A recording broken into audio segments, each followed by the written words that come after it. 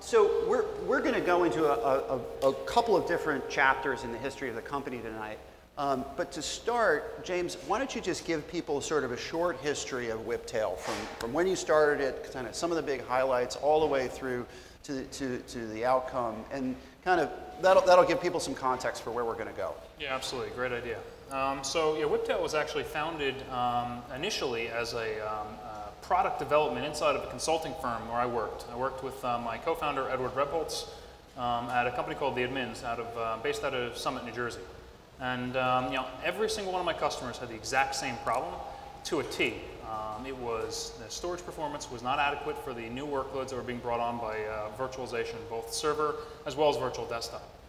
And this challenge was really interesting to me because as a systems engineer, I hate problems. I hate blunt hammers trying to fix problems. And that's all we had available to us was just add more disks to our existing storage array.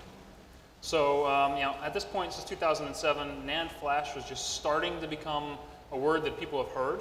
It wasn't in the data center yet, and it wasn't in the data center for very good reasons. It had fantastic characteristics on one end of the spectrum, horrible characteristics on the other side of the spectrum.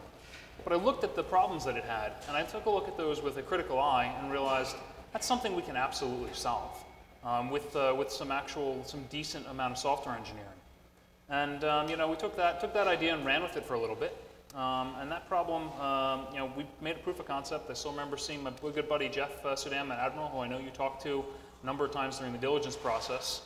Brought him in a rough box, you know, a Linux machine with you know, stuffed full of flash drives and a custom software stack. And we proved our point. We ran his query his database query in 2 hours instead of 24.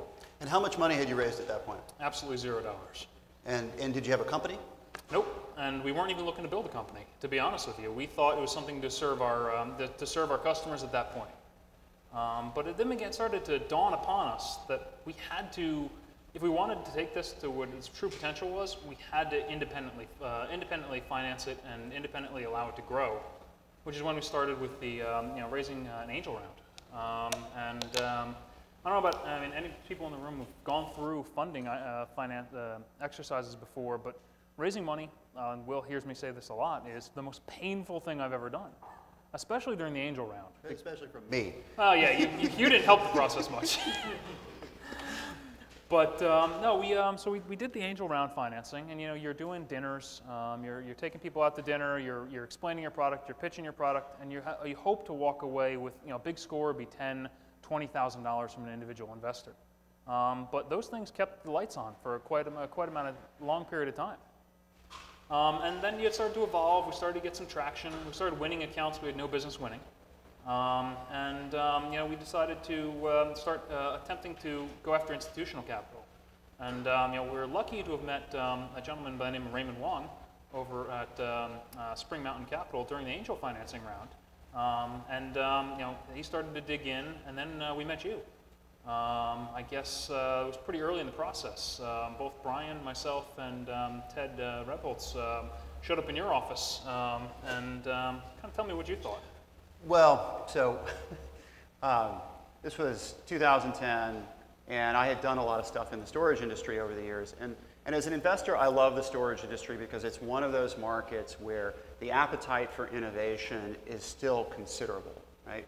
Data volumes growing at the exponential rates that they are, the complexity of the systems that are managing all that storage continues to go up. And so we see this cycle where major storage companies that have great distribution networks and great client relationships can't innovate fast enough to keep up with what their customers actually need.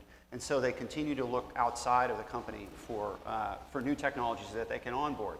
And it's made for a pretty robust M&A environment for storage companies. And Whiptail was a beneficiary of that.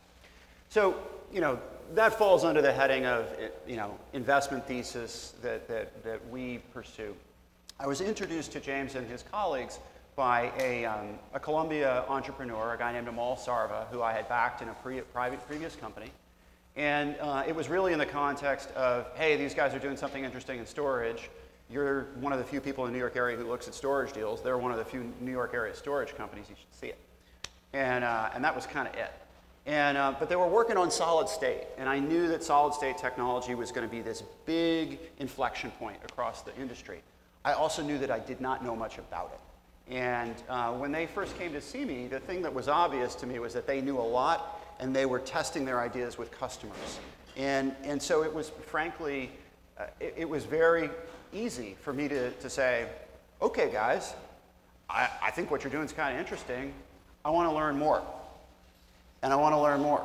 And I want to learn more. And so for a period, over a period of about 6 months, we had an extended conversation about how their product was working, what they were seeing in the market, the kind of problems that they were trying to solve.